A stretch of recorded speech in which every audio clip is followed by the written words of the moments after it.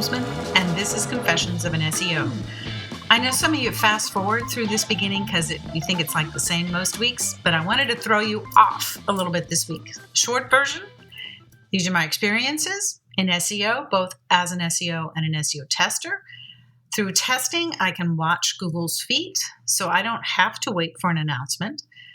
And if you are an independent or agency SEO, you bet I get you. If you're a business owner or a stakeholder trying to manage a team, deal with an agency, I was also a local business owner for a long time, and I understand the sense of questioning to understand better. Please stay receptive. Remember, though, you are not an SEO unless you are like I was. Okay, welcome to Season 3, Episode 11 of Confessions of an SEO.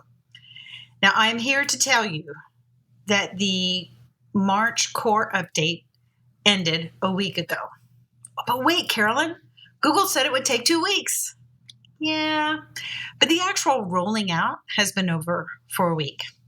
Now, if you don't know, on March 15th, Google announced they were pushing out a March Core update. And well, cue the crying and the gnashing of teeth. If you're not an SEO, you think like, what's the big deal? So what a Core update does is it goes through and sort of refreshes or reweighs certain things that we do as SEOs to make our pages rank better. So the idea is a Core update is supposed to be a good thing, right? So they do reward some pages, but you have to understand for every page that is rewarded, a lot of pages go down. So it's kind of like in a result of 100, if suddenly there's a brand new number one response, that means it pushed everything that used to be in the number one spot down to the second spot, and probably the second spot down to the third, and so forth and so on. So that's why it's bothersome to SEOs. Now, later today, there will be a live crawl or no crawl report at 1 p.m. Central Standard Time. Just let you know, I am full of firsts today. So, okay, first one to call the update over, even though in my mind I called it over last week. The first time Crawl or No Crawl has had a live stream report, and the first time there's going to be a guest with me on Crawl or No Crawl. Who is it? Well, some of you know Marie Isaias, and if you don't, you'll want to, because I would say especially if your site gets hit by what you think is an update. Now, Marie is who you would call when your site tanks after an update and doesn't come back. Much like some tools, it can cost more to fix them than to go out and purchase a new one. And just know some sites can be like that. But Marie is the one who would know. And her agency is Isaias Digital Marketing. You can find her Facebook group. It's SEO Algo Secrets. Now, I don't want to leak any spoilers about our conversation. But if you have a site that during updates starts to lose impressions in Search Console, but your clicks go up, or let's say you experience a sudden loss of traffic for a couple of days in a row. If that describes your sites, you just might be interested in hearing our discussion. Marie is one of those SEOs that keeps data on her sites, the ones she's working on, the ones she's waiting to work on. And so we happened to have a conversation at the last week right after the announcement, and we were able to compare our data. So overlaying her dates over my dates from the indexation research project. And well, it painted a compelling picture. Now, if you want to see a video, like a picture of it, Friday is your day. And I will likely say this on the show. We can't say for certain that our explanation is the only one. But we can say that it's more data-derived description of another explanation that would explain kind of like what we've seen in this update as well as previous ones. Now, something that might explain it, presented in a way, why it happens to some sites and not others. or why it's always around the various updates, especially Cora updates. So what I'm saying is you really don't want to miss this one. If you're listening after 1 p.m.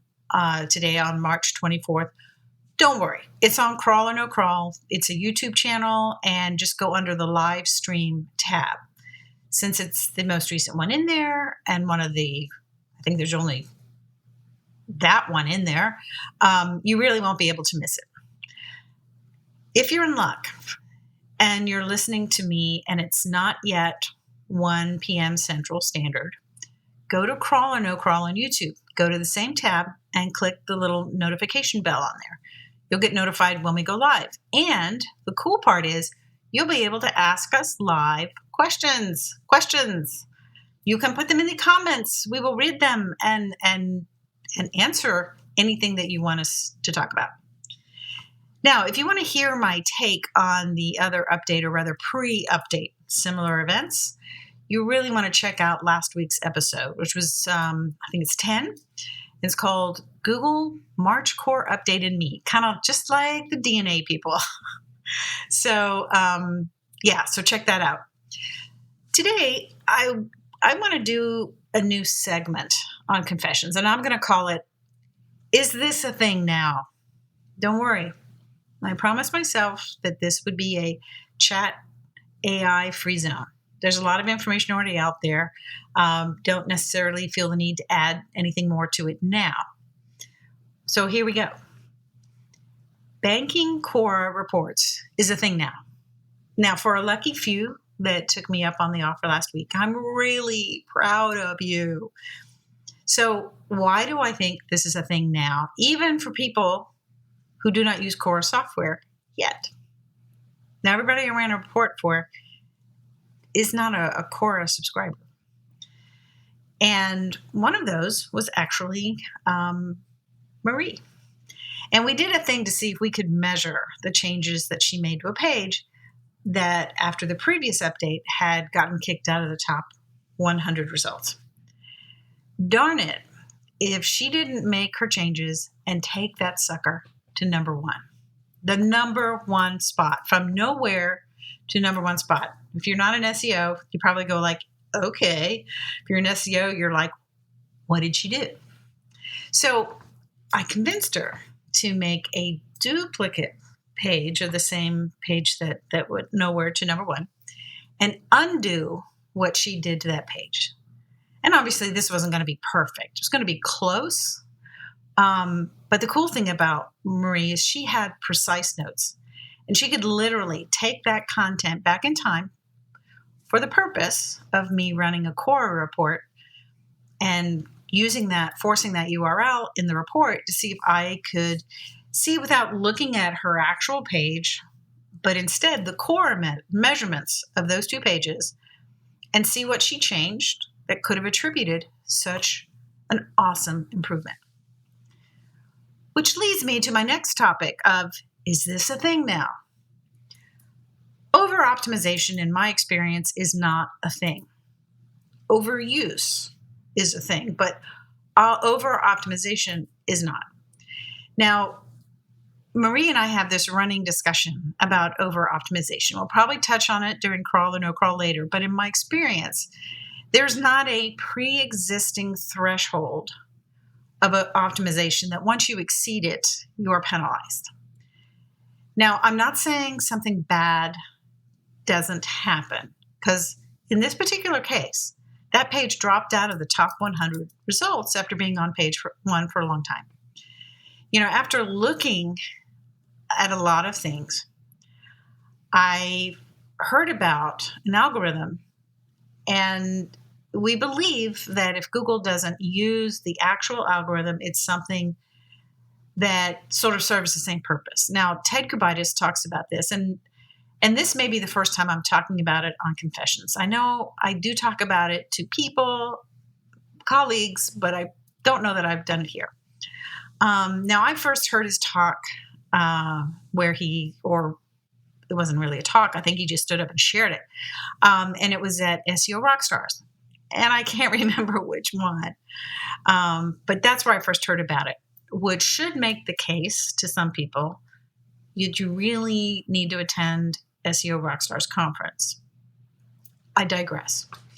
All right, MC4 basically says that if you exploit a minority of factors, that the algorithm should ignore those factors, but only for your page.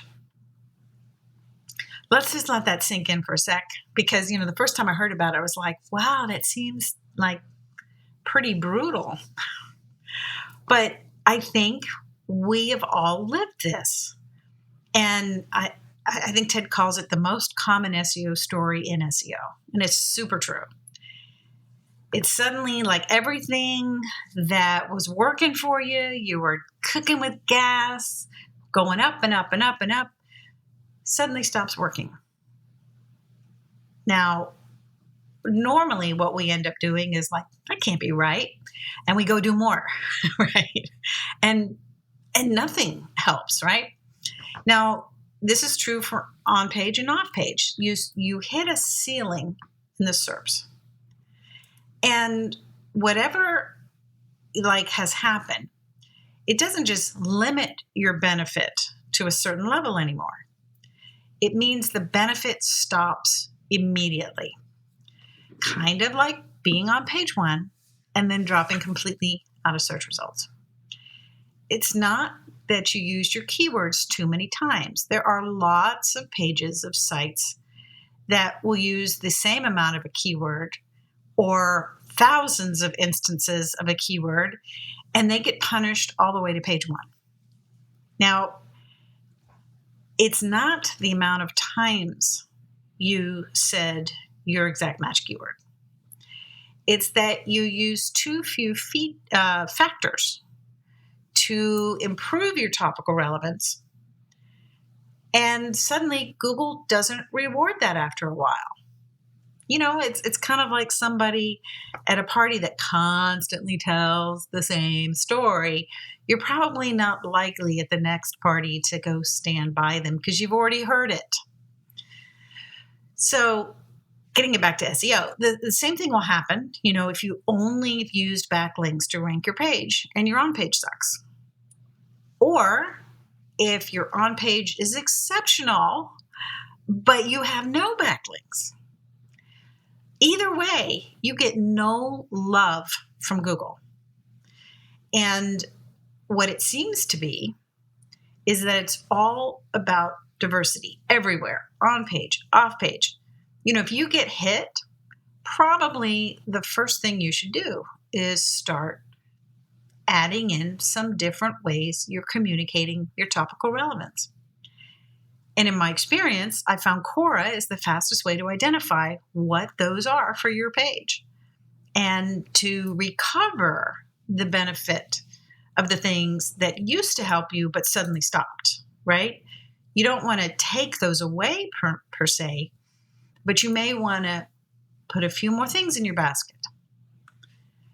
Now, this isn't a commercial for Cora, but I don't know what to do other than to share, and you do not have to purchase Cora. Now, the folks from last week were offered this, and I said I would run a Cora report for their keyword for one of their best performing pages, and I would save it.